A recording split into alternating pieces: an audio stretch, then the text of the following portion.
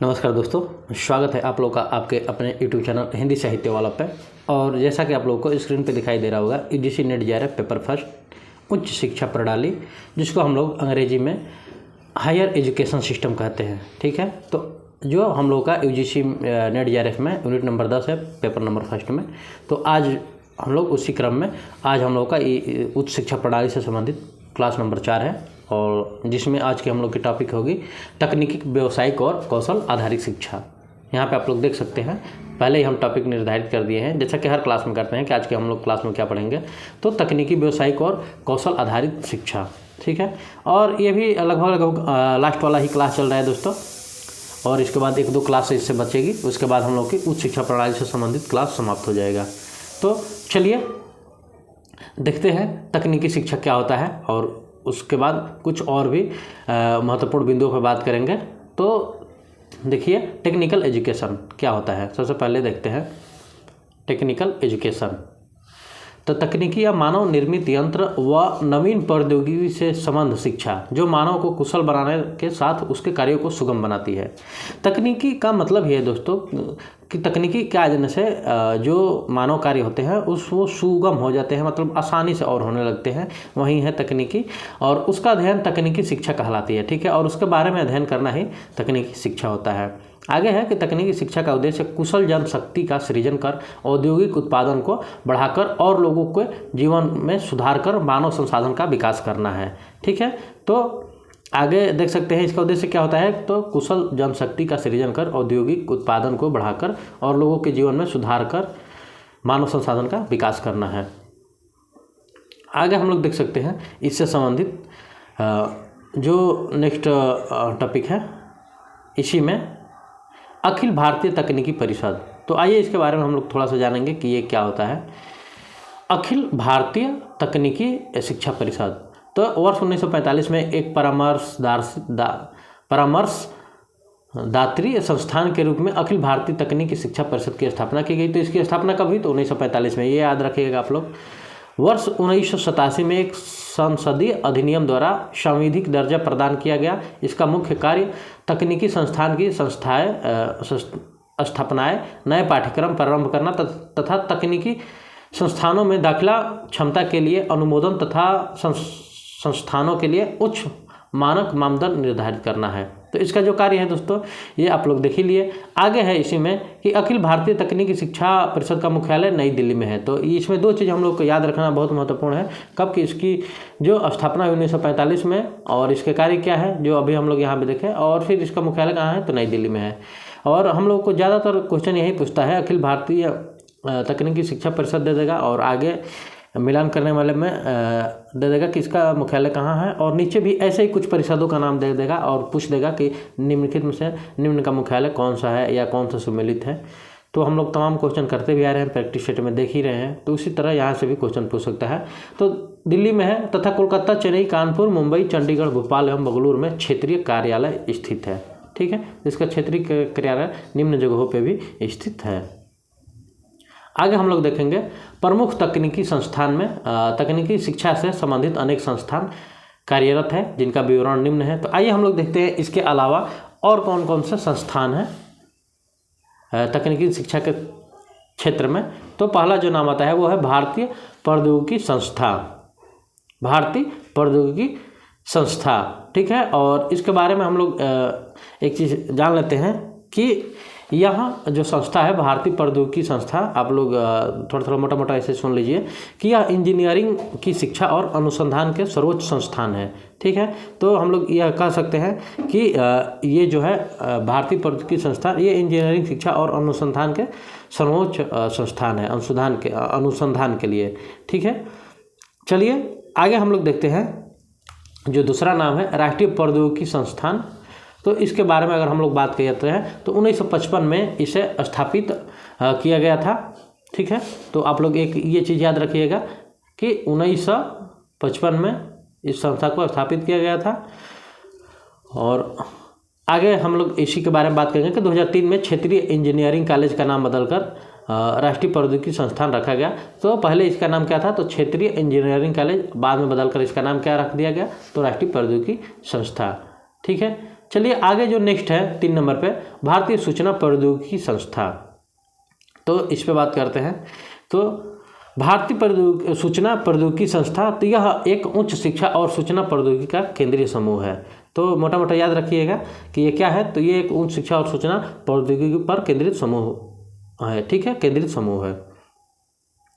अगला जब हम लोग बात करते हैं राष्ट्रीय तकनीकी शिक्षक प्रशिक्षण एवं अनुसंधान संस्था, तो इसके बारे में अगर हम लोग बात करते हैं तो थोड़ा सा इस पे बात कर ले जाए कि इस संस्था की स्थापना मानव संसाधन विकास मंत्रालय द्वारा भारत में अभियांत्रिक शिक्षा में गुणवत्ता सुधार के लिए की गई थी।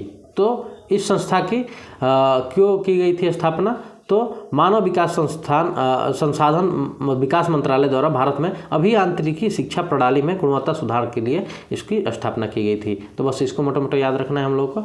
नेक्स्ट है भारतीय प्रबंधन संस्थान, तो इसके बारे में अगर हम लोग बात करते हैं तो इसके बारे में हम लोग थोड़ा सा बात कर लेंगे कि देश का प्रथम भारतीय प्रबंध संस्था कोलकाता में था। तो एक चीज़ ये हम लोग का पॉइंट हो गया भारतीय प्रबंध संस्था से कि इसका जो भारतीय प्रबंध संस्थान कोलकाता में था, देश का जो प्रथम था, ठीक है। तो एक ये चीज़ बस मोटा मोटा याद रखिएगा आप लोग। और जो नेक्स्ट है भारतीय विज्ञान संस्था बेंगलुरु, तो इसके बारे में अगर हम लोग बात करते हैं तो यह संस्था 1909 में शुरू किया गया था। तो एक पॉइंट आप लोग इससे ये याद कर लीजिएगा कि 1909 में इस संस्था को शुरू किया गया था। और एक और बात हम लोग इसके संदर्भ में करना चाहें तो ये हो जाएगा कि भारतीय विज्ञान संस्थान भारत में पहला डीम्ड विद्यालय था। तो ये रहा कुछ प्रमुख बिंदु इन पहलुओं से जो आपके सामने दिए गए थे शिक्षा के क्षेत्र में कुछ संस्था। अब हम लोग आगे बात करते हैं इसके अलावा व्यावसायिक शिक्षा पे। तो चलिए देखते हैं कि व्यावसायिक शिक्षा होती क्या है, उसके बाद हम लोग उसके विशेषता पे बात करेंगे। तो व्यावसायिक शिक्षा से तात्पर्य ऐसी शिक्षा से है जो शिक्षा विद्यार्थियों को किसी विशेष व्यवसाय आकृति समन्वय में ज्ञान एवं कुशलता प्राप्त करने में सहायता प्रदान करती है। दूसरे शब्दों में अगर कहें तो कि व्यावसायिक शिक्षा के अंतर्गत सभी प्रकार की शिक्षा को शामिल किया जाता है जिससे व्यक्ति के जीवन यापन के लिए प्रशिक्षण प्राप्त होता है। तो अगर ये कोई पूछ दे आपसे, पूछे क्या कोई पूछेगा तो ऐसे नहीं, हम जानते हैं आजकल के बच्चों से कौन पूछता है कोई क्वेश्चन।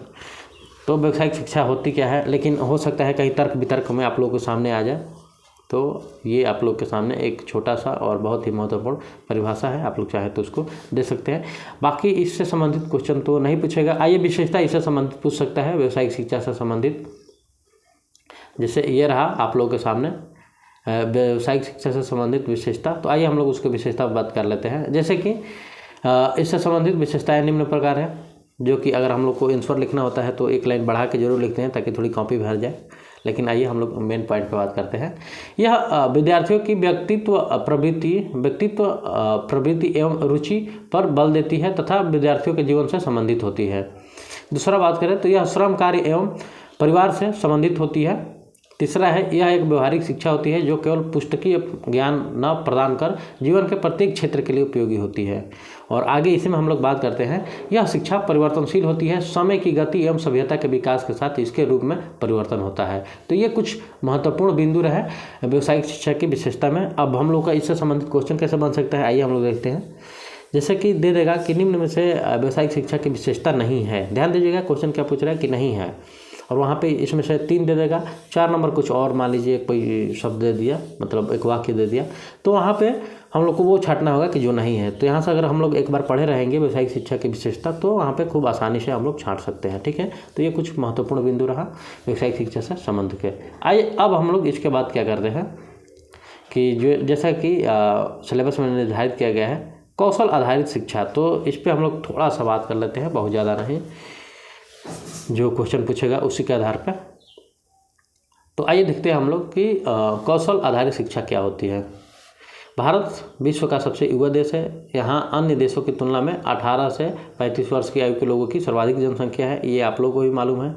किंतु फिर भी भारत में मानवीय संसाधनों का उचित प्रयोग नहीं कर पा रहा है। इसका प्रमुख कारण भारत की मात्र 2% श्रम शक्ति की ही कुशल है, जबकि इसकी अपेक्षा अन्य देशों में चीन, USA, जर्मनी, दक्षिण कोरिया आदि देशों में कुशल श्रम शक्ति प्रतिशत अधिक है, ठीक है। आगे हम लोग देखते हैं अतः रोजगार क्षमता बढ़ाने तथा मानव संसाधनों के उचित प्रयोग के लिए यह अति आवश्यक हो गया है कि भारत में मानव संसाधनों के लिए कौशल प्रशिक्षण प्रयासों द्वारा कुशल मानव शक्ति निर्माण की दिशा प्रयास किया जाना चाहिए। कौशल आधारित शिक्षा का व्यापक प्रचार प्रसार किया जाना चाहिए तथा नवयुवकों में कौशल का विकास किया जाए, जिससे देश के विकास की अपनी महत्वपूर्ण भूमिका दर्ज करा सकें। कौशल आधारित शिक्षा से तात्पर्य उस शिक्षा से है जिसमें युवाओं को 6 माह से 2 वर्ष के अंदर विशेष पाठ्यक्रम को पढ़ाया जाता है, जैसे software development, designing, beauty parlour, खाद्य प्रसंस्करण इत्यादि। और इसके अलावा देख सकते हैं इस प्रकार की शिक्षा का मुख्य उद्देश्य युवाओं को विशेष प्रकार के कौशल का प्रशिक्षण देकर उन्हें भावी जीवन में रोजगार के लिए तैयार करना है। कौशल आधारित शिक्षा का उद्देश्य छात्रों को क्रियाशील बनाना, उनके आत्मविश्वास में वृद्धि एवं व्यक्ति उत्पादकता एवं क्षमता का विकास कर आदर्श जीवन जीने हेतु तैयार करना है। तो ये रहे कुछ प्रमुख बिंदु कौशल विकास शिक्षा से कौशल आधारित शिक्षा से, जिसमें आप लोग समझ गए होंगे। इसका एक सारांश अगर हम लोग निकालें तो यही कह सकते हैं कि इसका जो उद्देश्य है ये है कि जो युवा है उनमें किसी क्षेत्र में, जिस क्षेत्र में वो मतलब कुशल है या जिस क्षेत्र में वो थोड़ा सा बेटर कर रहे हैं, तो वो लोग यहाँ पे अपने अनुसार चयन करके उसमें कोर्स अपना 6 से 2 वर्ष के अंदर करके और फिर अपना उस क्षेत्र में रोजगार पा सकते हैं। औद्योगिक प्रशिक्षण संस्थान, तो यह संस्थान उच्चतर माध्यमिक शिक्षा के पश्चात के महाविद्यालय हैं और जहां विद्यार्थियों को कौशल शिक्षा एवं प्रशिक्षण प्रदान किया जाता है। इसका गठन कौशल विकास एवं उद्यमिता मंत्रालय के अंतर्गत रोजगार और प्रशिक्षण महानिदेशक के द्वारा मतलब DGET के द्वारा किया जाता है। तो ये रहा औद्योगिक प्रशिक्षण संस्था के बारे में छोटा सा 2 लाइन। और इस तरह से आज का हम लोग का क्लास समाप्त होता है, क्योंकि आज की क्लास में जो 3rd नंबर हम लोग 4th नंबर पे जो टॉपिक था ये इतना ही छोटा ही था और इसमें इसके अलावा कुछ महत्वपूर्ण था नहीं। जो महत्वपूर्ण है व्यावसायिक शिक्षा से संबंधित उसकी विशेषता क्या है और थोड़ा सा वही कौशल आधारित शिक्षा क्या है, तो हो सकता है इससे संबंधित क्वेश्चन बन सकता है। तो ये रहा कुछ महत्वपूर्ण बिंदु। आप लोग को वीडियो कैसी लगी हमें कमेंट बॉक्स में ज़रूर बताएं और आप लोगों को वीडियो अच्छी लगी हो तो आप लोग चैनल को लाइक, सब्सक्राइब और शेयर करना न भूलें। मिलते हैं आप लोग से अगली क्लास में एक नए टॉपिक के साथ। तो आज के लिए इतना ही, धन्यवाद।